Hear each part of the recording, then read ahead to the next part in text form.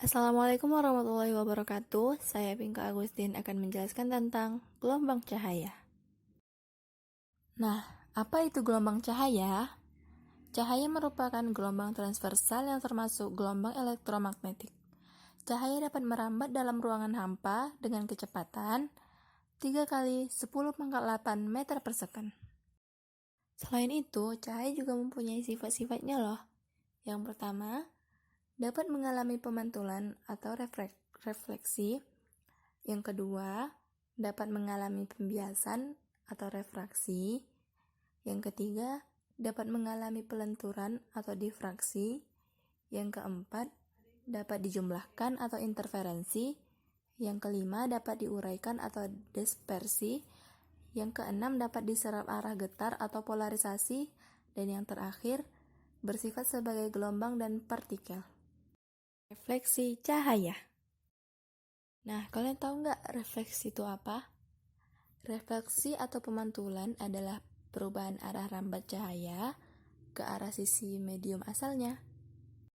Nah, refleksi dibagi menjadi dua, yaitu pemantulan teratur dan pemantulan baur. Terjadinya pemantulan secara teratur yaitu permukaan benda rata dan sangat halus sehingga sinar datang mempunyai sudut datang dan sudut bantu yang sama. Kalau pemantulan secara baur, permukaan yang tidak rata yang menyebabkan sinar datang mempunyai bentuk sudut datang dan sudut baur yang tidak rata. Sifat selanjutnya itu refraksi cahaya. Refraksi atau pembiasan dalam optika geometris didefinisikan sebagai perubahan arah rambat partikel cahaya akibat terjadinya percepatan. Kenapa cahaya di gelas terlihat bengkok? Cahaya dibiaskan atau berbelok arah. Ketika cahaya mengalami pembiasan saat melewati medium yang berbeda, cahaya akan mengalami perubahan kecepatan rambat saat menjalar di medium yang berbeda. Sifat cahaya selanjutnya, difraksi cahaya. Difraksi cahaya merupakan peristiwa pelenturan gelombang cahaya melewati suatu celah sempit atau lebarnya lebih kecil dari panjang gelombang sehingga gelombang cahaya tampak lebar pada tepi celah. Nah, difraksi ini dibagi menjadi dua, yaitu difraksi celah tunggal dan difraksi celah banyak.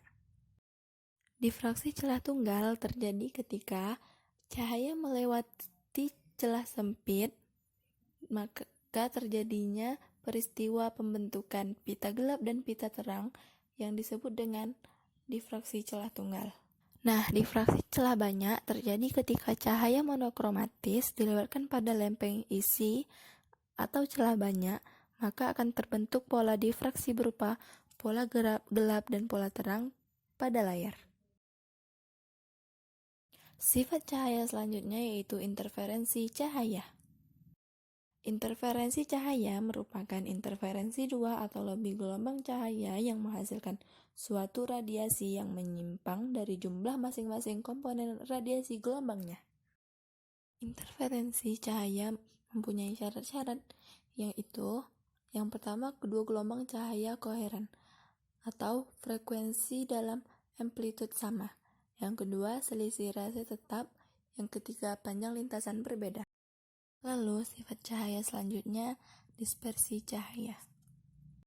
Dispersi adalah peristiwa penguraian cahaya polikromatik atau putih menjadi cahaya-cahaya monokromatik seperti Meiji-ku Hibiniu pada prisma lewat pembiasan atau pembelokan. Hal ini membuktikan bahwa cahaya putih terdiri dari harmonisasi berbagai cahaya warna.